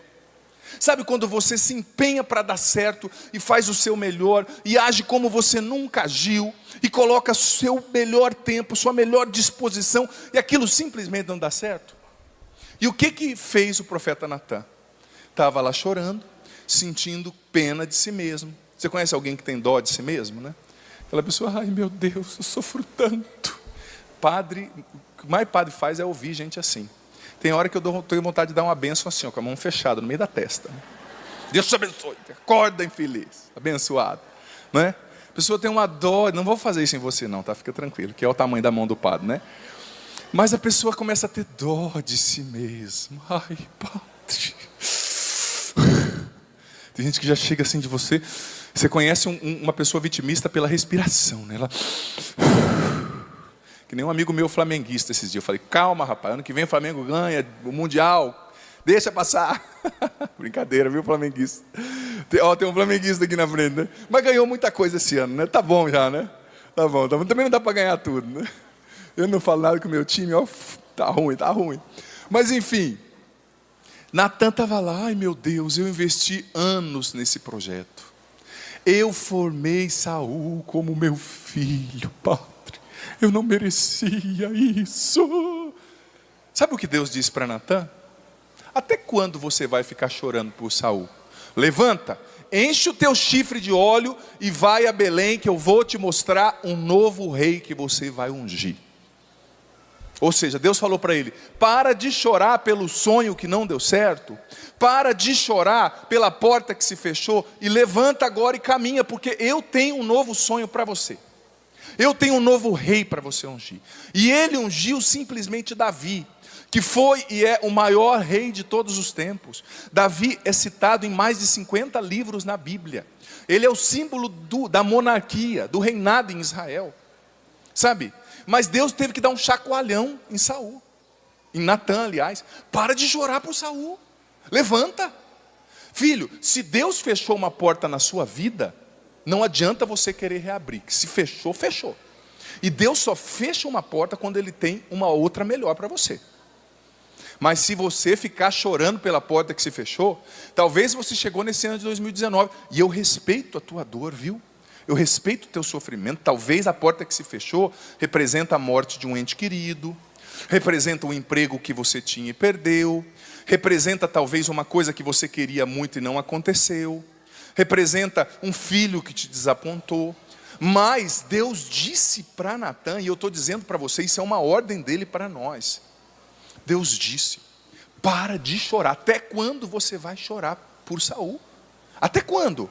Levanta, enche o teu chifre de óleo. O que representa o chifre para um profeta? O chifre é o símbolo da missão do profeta.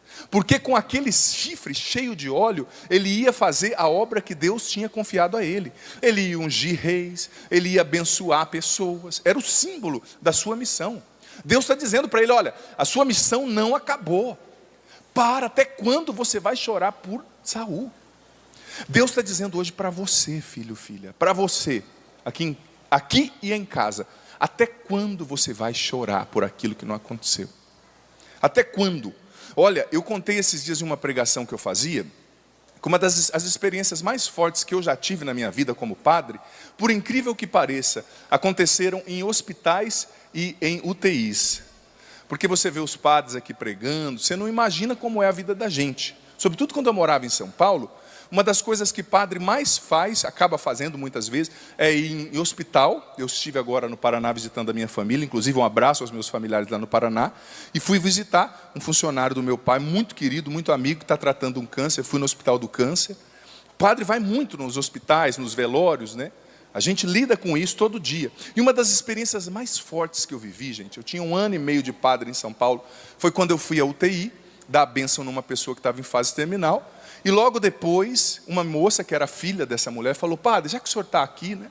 A gente vai, como dizia o padre Léo, com essa coleirinha de padre aqui, né? As pessoas já veem e falam: padre, vem cá dar uma bênção na minha mãe. Padre, vem ver fulano. E eu cheguei para dar uma bênção nessa mulher, para dar um unção dos enfermos, na verdade, né? O sacramento. E ela falou: padre, pediu para a filha sair, né? Quando ela pediu para a filha sair, eu entendi que ela queria se confessar ou dizer alguma coisa. Sabe o que essa mulher me disse? Ela tinha ali uns quase 90 anos e estava morrendo com câncer. Eu sabia que ela ia morrer. Ela sabia que ela ia morrer. Sabe o que ela me disse?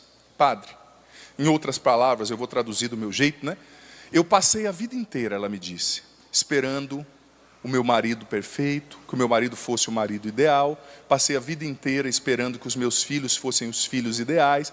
Passei a vida inteira esperando que eu tivesse mais dinheiro, que eu tivesse mais bonita, que eu tivesse mais isso. Padre, eu passei a vida inteira esperando a família ideal e a vida ideal. Padre, a família ideal e a vida ideal nunca chegaram. Eu não amei a família real, porque eu estava esperando a família ideal.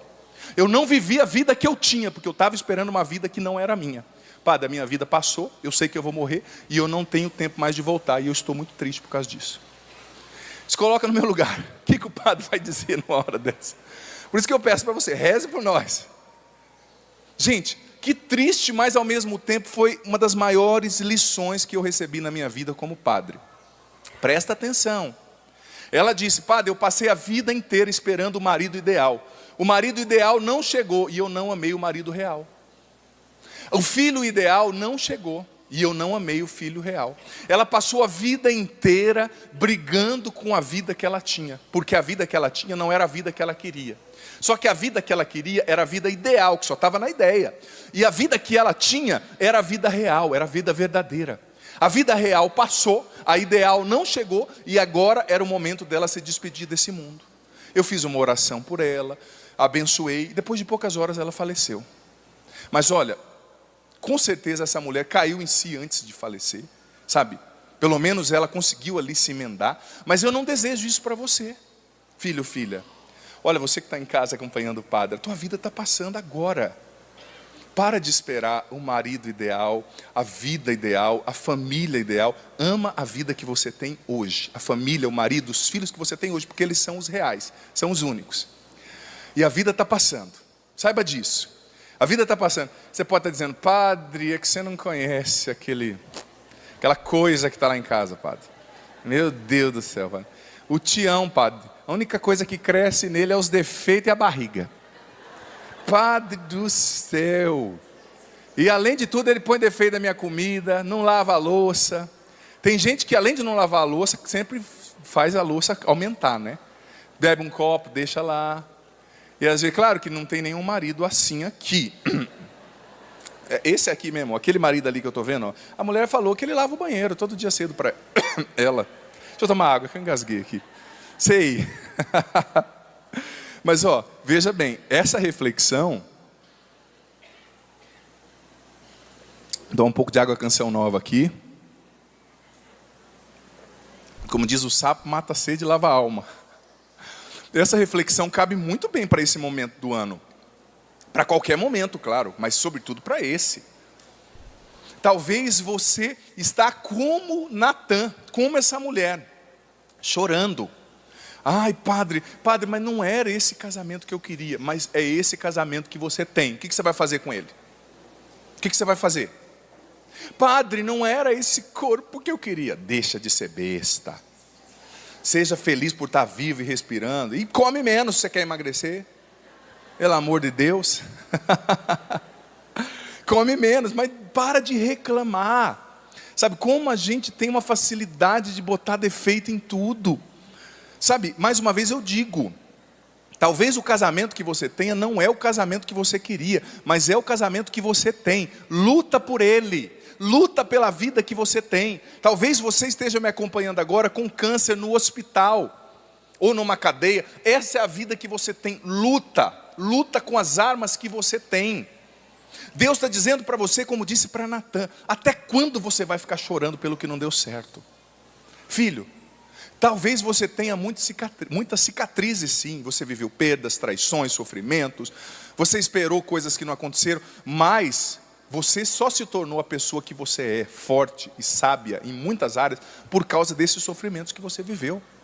Então, ao invés de ficar reclamando por esses sofrimentos, agradece a Deus por eles terem estado na tua vida, porque eles te fizeram uma pessoa mais forte, uma pessoa mais apta a vencer, uma pessoa mais sábia, uma pessoa mais humilde, mais modesta. Sabe, e bota isso na tua cabeça: se uma porta se fechou, se Deus permitiu, é porque Ele tem uma porta melhor. Mas, mais uma vez eu repito, Deus só abre portas novas quando nós abrimos as portas, quando nós fechamos, aliás, as portas velhas. Agora você vai dizer para quem está, não fica me olhando com essa cara assim de assustado, não, tá? Eu só estou aqui para te fazer pensar. Agora você vai olhar para quem está do seu lado e vai dizer para ele o que Deus disse para Natan. Você vai dizer assim: até quando você vai ficar chorando por Saul? Diga para essa pessoa. Agora você vai dar essa ordem para essa pessoa: enche o seu chifre de óleo. Diga para essa pessoa. E vai sonhar o novo sonho que Deus tem para você. Olha só. Gente, eu digo uma coisa para você. Para entrar nesse novo ano, como dizia Santo Agostinho, eu gosto tanto de uma frase de Santo Agostinho que diz assim: ter fé é assinar uma folha em branco e deixar que nela Deus escreva o que Ele quiser. Ter fé é assinar uma folha em branco e deixar que Deus nela escreva o que Ele quiser, o que Deus quiser. Veja bem, você é convidado já, faltando 3 dias e meio, 4 dias que seja para o ano novo, você é convidado hoje a se decidir a dar um beijo de adeus, como Noemi deu em Orfa, e dizer, fica, o que precisa ficar. A reclamação, medo, vitimismo, culpa. Ai, Padre, eu sou muito pecador, Deus te perdoa, o sangue de Jesus te lava. Ai, Padre, eu estou triste, luta contra essa tristeza dia a dia, e se essa é a tua realidade, viva nela.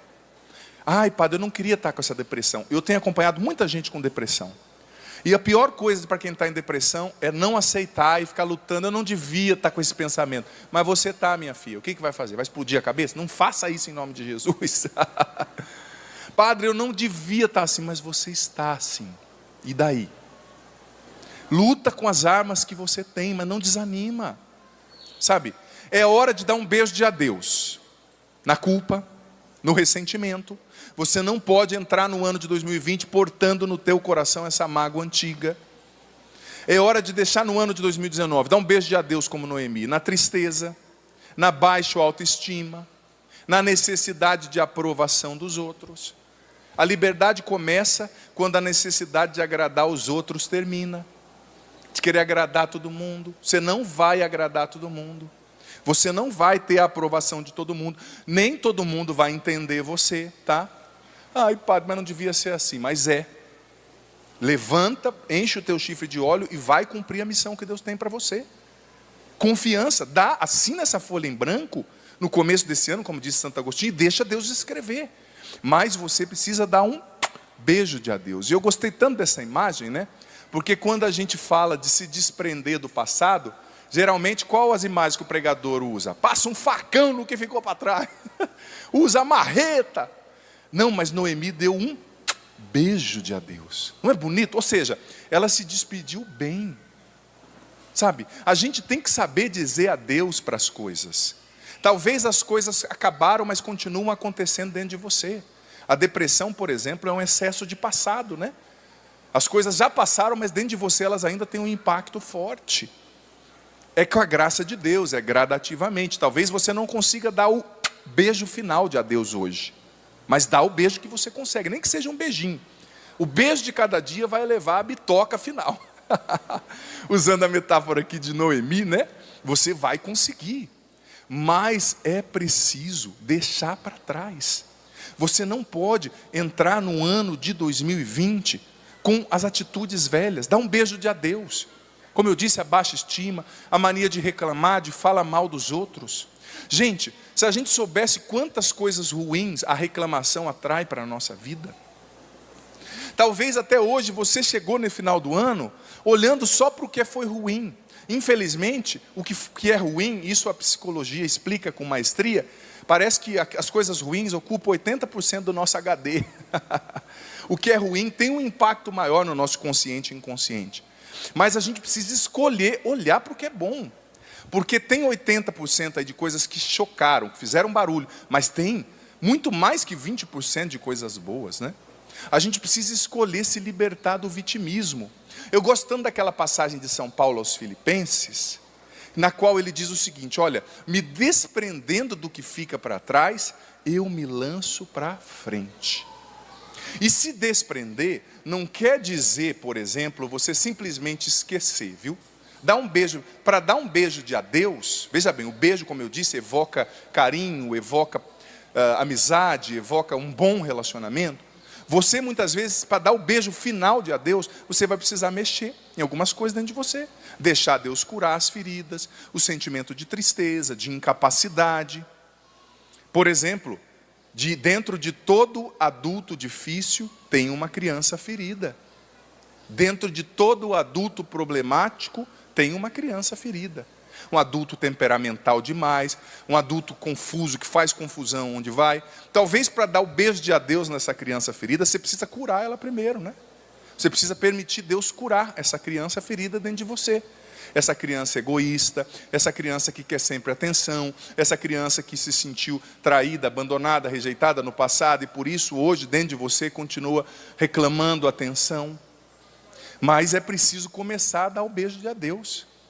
Sabe que uma das imagens do Espírito Santo na Bíblia, na tradição cristã, aliás, é que o Espírito Santo é o beijo de Deus. Que coisa mais linda, né? Uma das imagens na tradição cristã, sobretudo no período patrístico, alguns autores do período patrístico, dos 8 primeiros séculos ali do cristianismo, diziam que o Espírito Santo é o beijo do Pai e do Filho na humanidade. Que coisa linda, não é verdade? Talvez para você conseguir dar o beijo de adeus só pela ação do Espírito Santo, porque sozinho está difícil, padre. Quando eu olho, padre, eu tenho que dar um beijo nos monstros, nos elefantes, padre, que está dentro de mim, nos elefantes da minha vida. Mas Deus hoje está nos dando uma ordem. É preciso dar o beijo de adeus e ir para frente. É preciso deixar no passado o que pertence ao passado, sabe? É preciso deixar no passado o que pertence ao passado. E olha só, para fazer isso, a gente precisa, em primeiro lugar, entender que Deus é o Senhor do tempo. Você sabia que isso nos dá uma tranquilidade muito grande? Deus é o Senhor do tempo. Ele é o alfa e o ômega, o início e o fim. O alfa é a primeira letra do alfabeto grego, com o qual o Novo Testamento foi escrito, e o ômega é a última letra do alfabeto grego. Deus é o meio, o começo, o fim, o tudo. Ele é o Senhor do tempo. Ele é o Senhor do seu passado, Ele é o Senhor do seu presente, Ele é o Senhor do seu futuro. Ele é o Senhor de tudo que acontece. Por isso hoje Ele te pede, me entrega. Entrega a dor do ontem, entrega o projeto do amanhã, entrega a luta do hoje. Eu estou com você. Eu posso te curar. Eu posso te levantar. Amém? Quero convidar você a ficar em pé. Eu deixei um espaço grande para a gente rezar junto, porque já no começo desse acampamento, eu penso que um momento de oração vai ser muito importante. Porque tem coisas que só Deus, gente, vai conseguir tocar dentro de mim e dentro de você, sabe? Tem áreas que só o Espírito Santo, o beijo de Deus, vai conseguir transformar dentro de nós. Põe a mão no teu coração por um momento. Você aqui, você em casa. Isso. Respira fundo. Você aqui, você também em casa.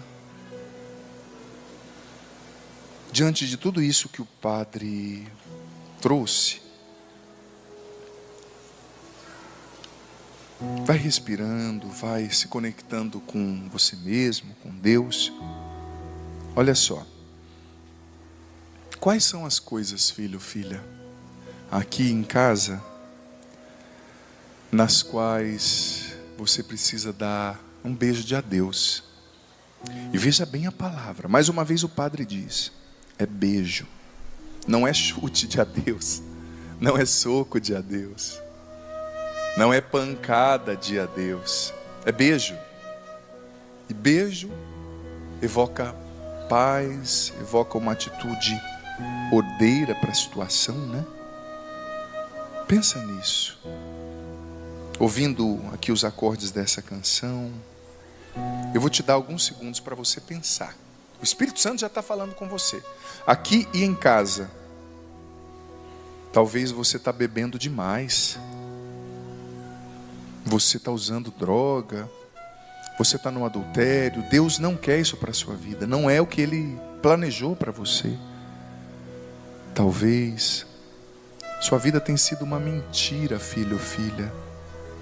Talvez você ainda está magoado. Você ainda está apegado à dor de ter perdido o teu filho. O Senhor respeita você. Eu também.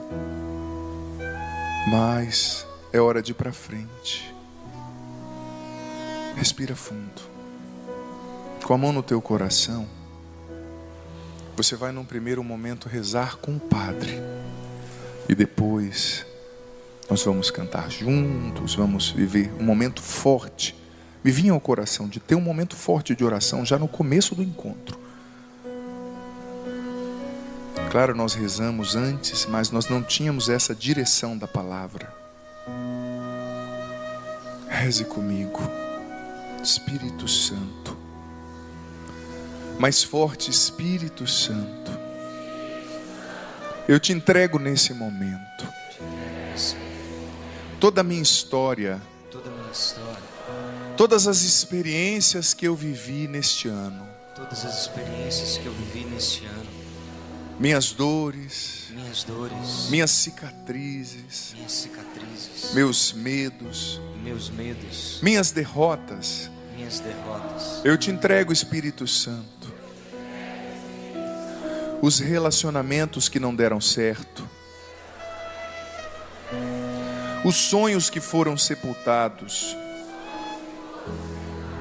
as memórias dolorosas, as noites escuras, as enfermidades, as feridas, as palavras duras que me machucaram. Eu te entrego, Espírito Santo, todas as perdas, todos os medos. Talvez, Espírito Santo, eu tenha sido traído nesse ano. Talvez, Espírito Santo, pessoas não acreditaram em mim. Pessoas me humilharam. Talvez eu perdi coisas, pessoas, mas eu te entrego tudo isso. E eu te peço, Espírito Santo, vem sobre mim agora com poder. Batiza-me. Cura-me. Enche-me de esperança. Capacita-me a dar o beijo de adeus. Como Noemi, deixar as coisas passarem. Cura, Espírito Santo. Tudo que está em desordem dentro de mim. Talvez a minha autoestima esteja tão abalada. Talvez a tristeza me corroendo. Maus pensamentos, desânimo, ansiedade. Vem, Espírito Santo. Coloca as coisas em ordem dentro de mim. Vem, Espírito Santo. Age na minha mente. Liberta-me das ilusões. Talvez eu fiquei esperando as coisas perfeitas, as pessoas perfeitas, e eu vivi na revolta, sem aceitar minha realidade. Mesmo que a minha vida não seja ideal, não seja o que eu quero, eu a aceito, Espírito Santo. Ela é a minha vida, a única que eu tenho. Eu aceito a minha família, é a única família que eu tenho. Vem, Espírito Santo, eu quero dar esse beijo de adeus. Eu quero deixar as coisas passarem. Eu quero fechar as portas que eu preciso fechar. Eu quero abrir as portas que eu preciso abrir. E eu sei que tudo começa na minha mente. Vem, Espírito Santo, sobre a minha mente. Liberta as cadeias da amargura na minha mente, da derrota, do pessimismo, da negatividade. Liberta minha mente, Espírito Santo, dos pensamentos de morte, de derrota, dos pensamentos que me desviam da fé. Liberta minha mente, Espírito Santo, de uma mentalidade contrária ao Evangelho. Lava a minha mente, lava o meu pensar, cura as minhas lembranças. Eu me abro, eu preciso. Vem, Espírito Santo. Eu quero dar o beijo de adeus. Eu quero encher o meu chifre de óleo. para ir sonhar o novo sonho que Deus tem para mim. Eu profetizo que o meu 2020 será uma bênção, será o melhor ano da minha vida, um ano de realizações, de intimidade com Deus, de surpresas de Deus, de vitórias, de bênção. Eu consagro o meu 2020 a Ti, Espírito Santo. Eu consagro o meu 2020 a Ti, Virgem Maria. Jesus, seja o Senhor do meu 2020.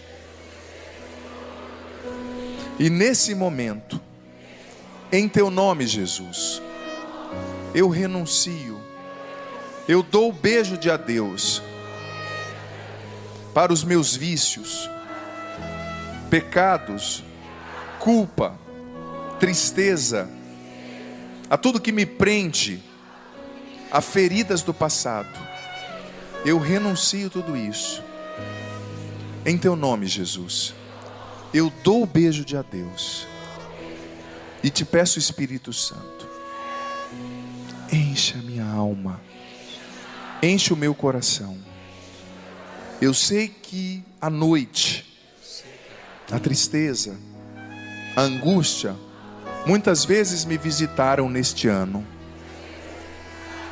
mas elas não tiveram a última palavra.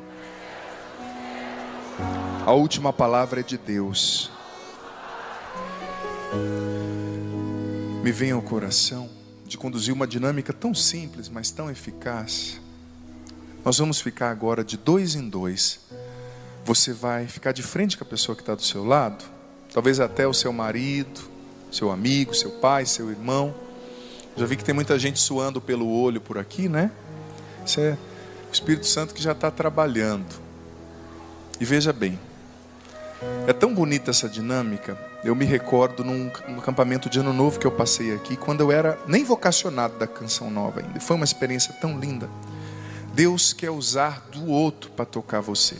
Então, no primeiro momento, você da esquerda vai respeitosamente colocar a mão no ombro da pessoa que está à sua direita. Coloque a mão no ombro, isso. Sim, pode colocar a mão sobre o ombro. E você que está à direita vai receber a oração. Um reza primeiro e o outro depois vai rezar. Primeiro, quem está à esquerda vai colocar a mão no ombro de quem está à direita. Não quem está à direita colocar a mão no ombro. Só quem está à esquerda, você vai estar à direita receber essa oração. Quem está à esquerda coloca a mão no ombro dessa pessoa e você vai rezar por essa pessoa. Tá certo? Com as suas palavras agora, você vai pedir a Jesus que venha tocar essa pessoa, curar essa pessoa profundamente. No primeiro momento você vai rezar com o padre.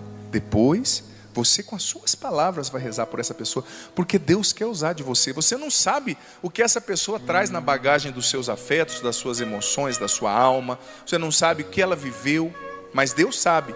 Então agora reze comigo, só você da esquerda. Senhor Jesus, eu te entrego esse meu irmão e peço a tua cura profunda. Peço que o Senhor o liberte de todo o mal, em teu nome, Jesus. Liberta-o de tudo que o amarra, de tudo que o prende, das memórias negativas. Em teu nome, Jesus, eu invoco todas as bênçãos do céu sobre esse meu irmão. E com as suas palavras, reze por essa pessoa agora. Não fique em silêncio. Abra sua boca e vá pedindo. Jesus, derrama o teu espírito. Jesus, abençoa. Jesus, cura. Vai rezando porque Deus quer usar de você.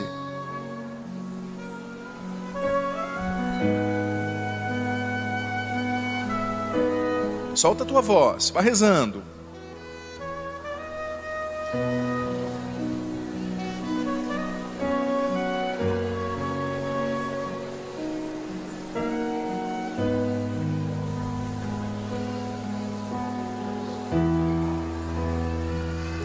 Peça do fundo da alma por essa pessoa. Reze.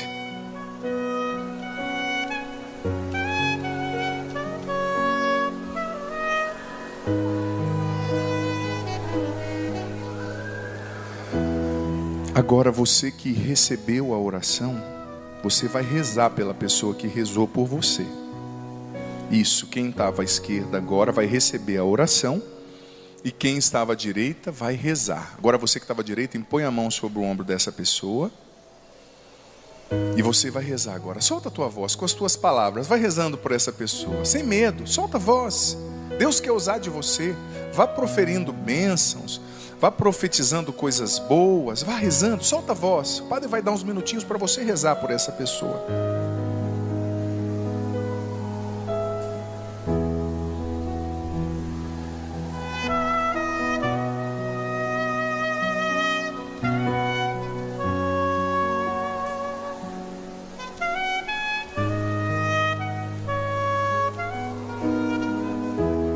Reze sem medo.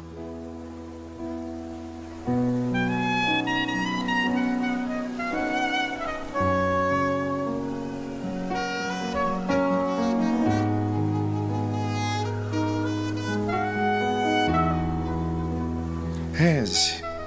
Peça ao Senhor que abençoe. Solta a tua voz, abre a tua boca e vai dizendo. Se você não sabe o que dizer, vai dizendo só: vem Espírito Santo sobre essa pessoa. Vem Espírito Santo curar. Vem Espírito Santo libertar. É tão bom a gente começar já a primeira pregação desse ano novo, encerrando assim, rezando, pedindo a Deus que nos capacite a dar o beijo de adeus. Às vezes por você mesmo você não vai conseguir, como Noemi dá o beijo de adeus, mas impulsionado pelo Espírito você é capaz, sim.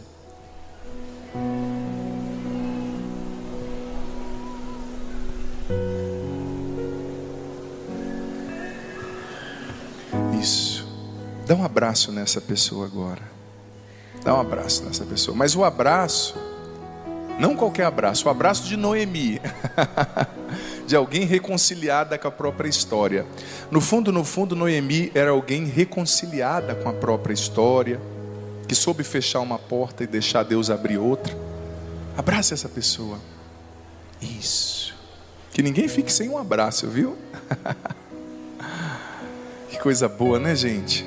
Como é bom sentir isso. Agora, com a mão no teu coração, fecha os seus olhos um momentinho. Isso. Fecha os seus olhos. Você aqui, você em casa. A gente termina esse ano, começa o próximo, né, 2020, com a certeza de que com Deus nós somos mais que vencedores. E ainda que venham lutas, eu disse das cicatrizes, você talvez chegou aqui com cicatrizes, mas elas são sinais de que você é um combatente. Elas são sinais de que você é um guerreiro, uma guerreira. Você aqui, você em casa. Mão no teu coração, respira fundo. Por mais que falem que tu não vais conseguir, por mais que digam que tu não és capaz, confia em Deus e assume sua promessa, que Ele vai te levantar. Por mais que a noite demore a passar, e a angústia e a dor prostrem teu coração.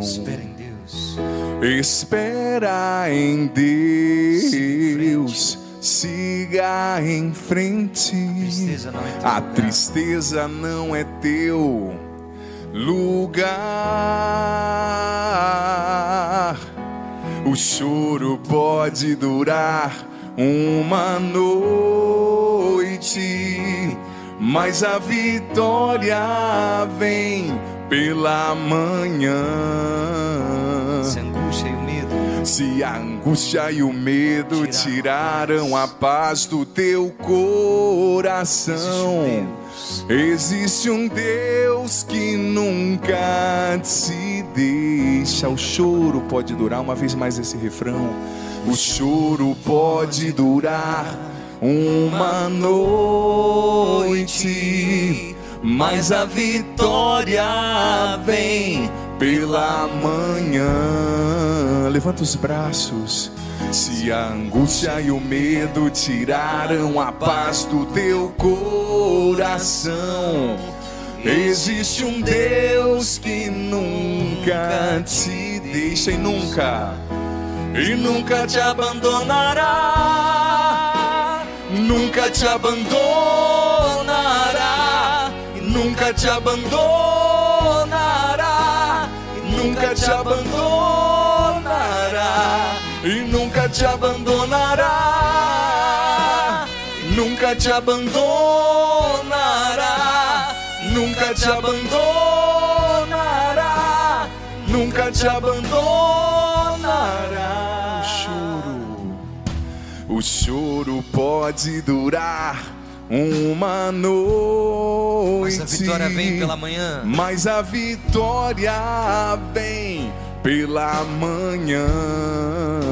Se a angústia e o medo tiraram a paz, a angústia e o medo tiraram a paz do teu coração, existe um Deus que nunca te deixa. Existe um Deus que nunca te e nunca me abandonará. Cante.